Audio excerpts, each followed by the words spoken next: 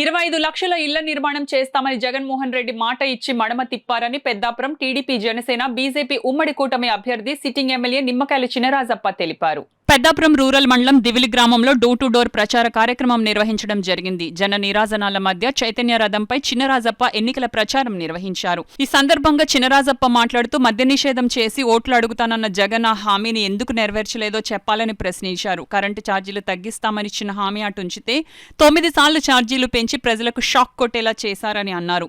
2,30,000 ఉద్యోగాలు ఇస్తామని నిరుద్యోగులను మోసం చేయడమే కాకుండా మెగా డిఎస్సీ అని దాన్ని దగా డిఎస్సీగా మార్చారని దుయ్యబట్టారు. ఇసుక విధానాన్ని మారుస్తామని చెప్పి ఇసుకను అక్రమంగా దోచుకున్నారని ఆరోపించారు. ఉద్యోగులకు సిపిఎస్ రద్దు చేస్తామని హామీ ఇచ్చి వారికి సమయానికి జీతాలు కూడా ఇచ్చే పరిస్థితి లేదని ఎద్దేవా చేశారు. ఇలా అన్ని వర్గాల వారిని మోసం చేసిన జగన్ ప్రభుత్వాన్ని ఇంటికి పంపేందుకు ప్రజలంతా సంసిద్ధులు కావాలని చినరాజప్ప కోరారు.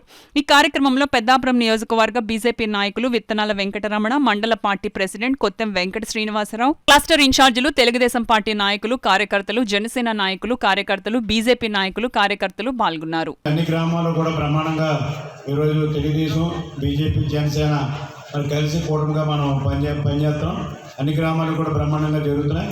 ఈరోజు కూడా అందరూ కూడా పెద్ద గ్రామం అయినా మీరందరూ కూడా స్వాగతం పలిపి కడదాకా ఉండి బహిరంగ సభ కూడా ఏర్పెడతాం. బహిరంగ సభ ఉద్దేశం ఏంటంటే బాబు మళ్ళీ రావాలి, బాబు మళ్ళీ రావాలి. బహిరంగ సభ ఉద్దేశం ప్రతి ఊర్లోనూ కూడా ఈ బహిరంగ సభలు పెడతాం. బాబు మళ్ళీ రావాలి, బాబు మళ్ళీ రావాలంటే నాకు ఓటు వేయాలి, ఎమ్మెల్యేగా నాకు ఓటు వేయాలి.